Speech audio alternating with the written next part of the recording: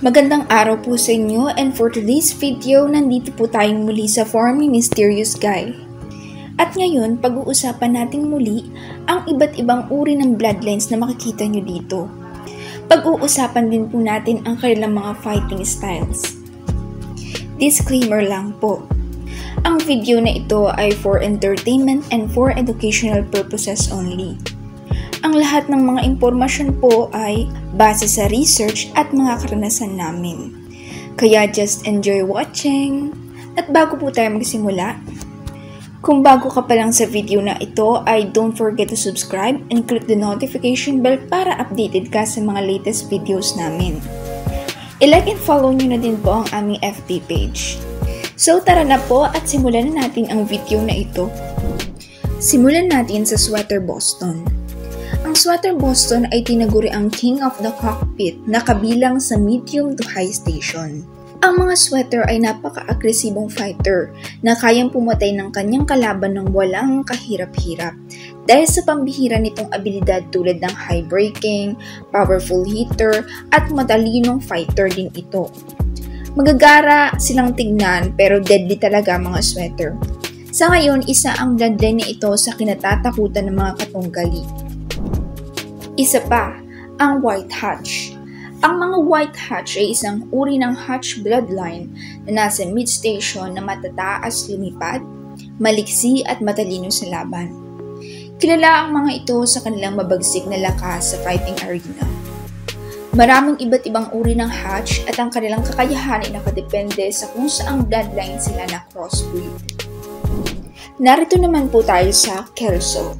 Ang mga Kelso naman ay ang mga smart fighter na nasa medium to high station. Ang mga natatanging kakayahan nito ay ang good timing, multiple shuffling, at powerful attack. Natatangi sa karamihan meron silang sariling evasion tactics na di makikita sa ibang bloodlines.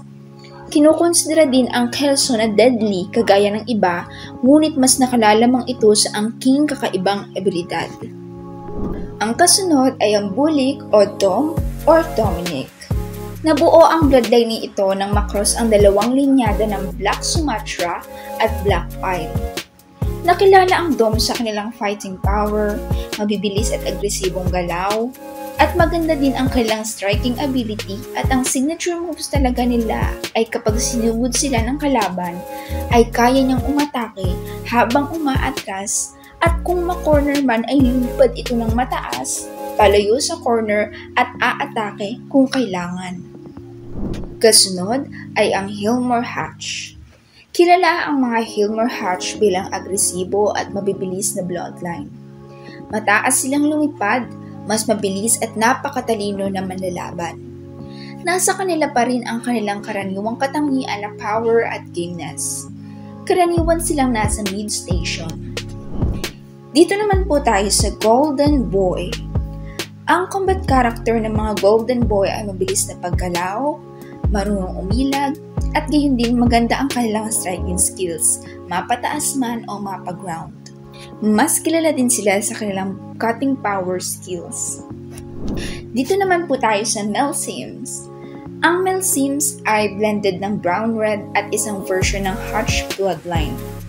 Sa madaling salita, ito ay two-way cross.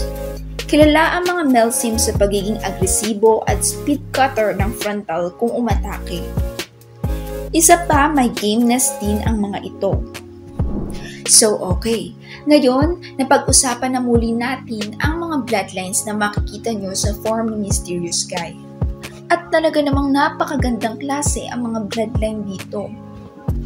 Talagang magagaling sa labanan. Dito na po muna tayo matatapos.